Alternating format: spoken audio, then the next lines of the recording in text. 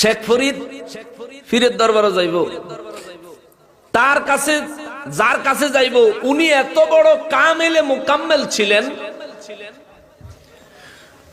উনি মুরাকাবায় বৈশা দেখেন একটা ছেলে ওনার দিকে আসতেছে, মুরাকাবায় বৈশা দেখে একটা ছেলে ওনার কাছে বায়াত হইতে আসতেছে, কিন্তু এই ছেলেটা আগের থেকে আল্লাহর ওলি হইয়া রইছে। সুবহানাল্লাহ। শেখ ফরিদ আগের থেকে আল্লাহর ওলি হইয়া রইছে।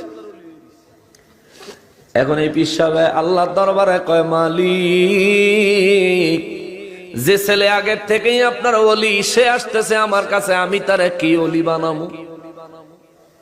সুবহানাল্লাহ। আল্লাহ কয় কি করণ লাগবো? কয় আল্লাহ সে যাতে আমার এখানে না আসতে পারে, আমার এখানে যেন না আসতে পারে। আল্লাহর ওলি নিজের দিব্য দৃষ্টি, অন্তর দৃষ্টি, নিজের কাশফের মাধ্যমে, কলবের দৃষ্টি মোবারকের মাধ্যমে দেখলেন শেখ ফরিদ রহমাতুল্লাহ আলাইহি নদীর কিনারে যায় উপস্থিত হইছে। যত নৌকা আছে নৌকাওয়ালা করে খবর দিয়া সব ওই পারে লয়ে গেছে, সব নৌকাওয়ালা করে ওই পারে লয়ে গেছে। গা এই খবরদার, এই লোকের কেউ পার করবি না। শেখ ফরিদ রহমাতুল্লাহ আলাইহি দীর্ঘক্ষণ দাঁড়ায় থাকার পরেও একটা নৌকা, একটা জাহাজ কিছুই মিলল না।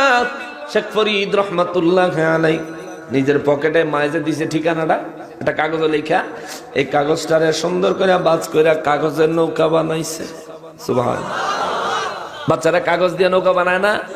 কাগজের নৌকা সর্বপ্রথম বানাইছে শেখ ফরিদ রহমাতুল্লাহ আলাইহি। জোরে কন্যা সুবহানাল্লাহ। কাগজ দিয়া নৌকা বানায়া এই নৌকা নদীর উপরে ছাইরা দিয়া কয়, মালিক, মায়ের নির্দেশে আপনার ওলি দরবারে যাচ্ছি। আপনার ওলি যদি সত্য হয়, মায়ের নির্দেশ পালন করা তার সন্তানের জন্য যদি ওয়াজিব হয়, ফরজ হয়, ও আমার মালিক, আমি এই কাগজের নৌকায় চড়ে সমুদ্র যেন পার হইয়া যাইতে পারি। জোরে কন্যা সুবহানাল্লাহ। কাগজের নৌকায় উঠা রওনা দিছে। আল্লাহু আকবার। নদীর মাঝামাঝি গেলেন, ওই আল্লাহর ওলি জানালার চিপা দিয়া মাথা সামনের দিকে বাহির করে দেখে, হায় হায়, নৌকা ছাড়া সাই সাই সাই সাই করে চলে আসতেছে। ওই আল্লাহর ওলি কয়, আল্লাহ গো, যেন আইতে না পারে। আল্লাহ কখন কি করুম? তুমিও আমার ওলি, সেও আমার ওলি। সে চাইছে আইতে, তুমি চাইছো না আইতে, নৌকা তো সরাই দিছি, এখন সে আসতেছে। এখন ওই আল্লাহ কয়, আল্লাহ তারা সমুদ্রের মাঝখানে খালি ঘুরান। সুবহানাল্লাহ কন্যা, খালি ঘুরান, খালি ঘুরান। আমার আল্লাহ শেখ ফরিদ রহমাতুল্লাহ আলাইহির ঘুরান শুরু করলো সমুদ্রের মাঝখানে, নদীর মাঝখানে। ঘুরতে ঘুরতে ঘুরতে ঘুরতে শেখ ফরিদ রহমাতুল্লাহ আলাইহি কয়, আল্লাহ গো, যেই মানুষটা জানালা দিয়া মাথা বাহির কইরা, আল্লাহু আকবার, জানালা দিয়া মাথা বাহির কইরা যেই মানুষটা বলছে আমারে সমুদ্রের মাঝখানে ঘুরাইতা, ওই মানুষটার মাথাত বড় কইরা দুইটা শিং বাইর কইরা দাও, কল্লাটা যেন ভিতরে নিত না পারে। আল্লাহু আকবার। বড় দুইটা শিং বাইর করে দাও, মাথাটা জানি ভিতরে নিত না পারে। হঠাৎ করে মাথায় বড় শিং হয়ে গেল, মাথা তো আটকাইয়া গেছে। এ আল্লাহর ওলি কয়, মালিক কি হয়? তুমি যা বলো তাই হয়, সে যা বলে তাই হয়। সুবহানাল্লাহ কন্যা।